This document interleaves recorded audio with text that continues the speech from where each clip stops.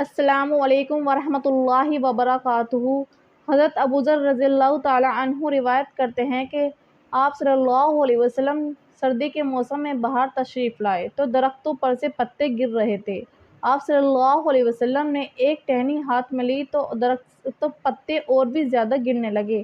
آپ صلی اللہ علیہ وسلم نے فرمایا، اے ابوذر، جب مومن بندہ اخلاص کے ساتھ نماز پڑھتا ہے تو اس کے گناہ بھی ایسے جھڑتے ہیں جیسے درخت پر سے پتے جھڑ رہے تھے۔ یعنی سردی کے موسم میں پتے جو ہیں بہت زیادہ کثرت سے جھڑتے ہیں، اور بعض دفعہ تو درختوں پر یعنی درخت کی ٹہنی پر ایک بھی پتا نہیں رہتا۔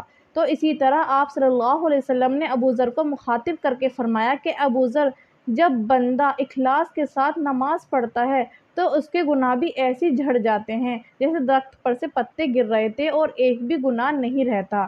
یعنی انسان جب اخلاص، خشوع اور خضوع کے ساتھ نماز پڑھے گا تو اس کے تمام گناہ جھڑ جائیں گے، یعنی معاف ہو جائیں گے۔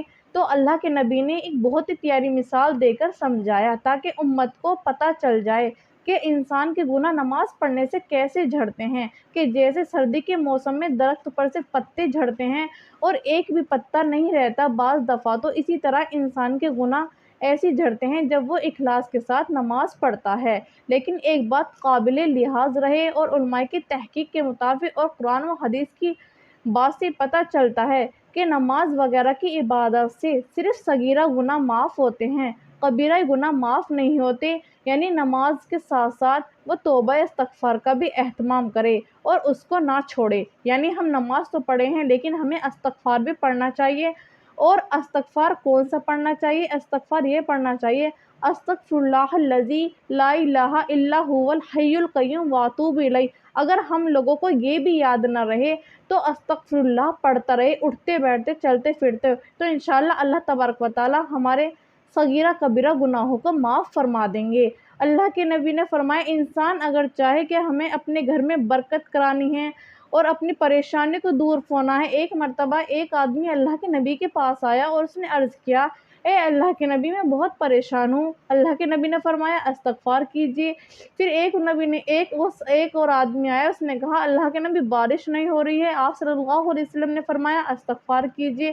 ایک اور شخص آیا کہ اللہ کے نبی، میں رزق سے بہت تنگی ہے۔ اللہ کے نبی نے فرمایا، استغفار کیجیے۔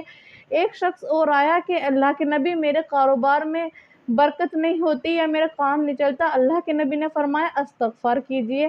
ہر صحابہ نے عرض کیا، اے اللہ کے نبی، مرض تو سب کا الگ ہے، یعنی بیماری تو سب کی الگ الگ ہے، اور آپ نے دوا ایک ہی فرمائی ہے۔ آپ صلی اللہ علیہ وسلم نے فرمایا کہ تمام آفات اور پریشانی جو ہم پر آتی ہیں یہ ہمارے اعمالوں کا صلہ ہوتا ہے، یعنی ہمارے اعمالوں کی وجہ سے آتی ہیں۔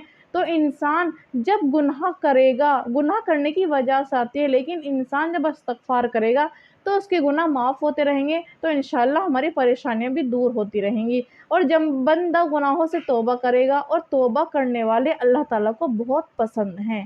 یعنی بندہ کیا کرے، اگر غلطی کر رہا ہے، گناہ کر رہا ہے، تو وہ اپنے گناہ پر اڑا نہ رہے، بلکہ کیا کرے، شرمندہ ہو اور توبہ کرے۔ تو انشاءاللہ اللہ تعالیٰ ہماری تمام پریشانیوں کو دور فرما دیں گے اور ہمارے گھروں میں خیر و برکت عطا فرمائیں گے۔ تو انشاءاللہ نماز جو ہے سب سے افضل چیز بتائی گئی ہے اور اللہ کے نبی کو سب سے زیادہ محبوب ہے۔ تو اللہ تعالیٰ ہم سب کو اخلاص کے ساتھ نماز پڑھنے کی توفیق عطا فرمائے۔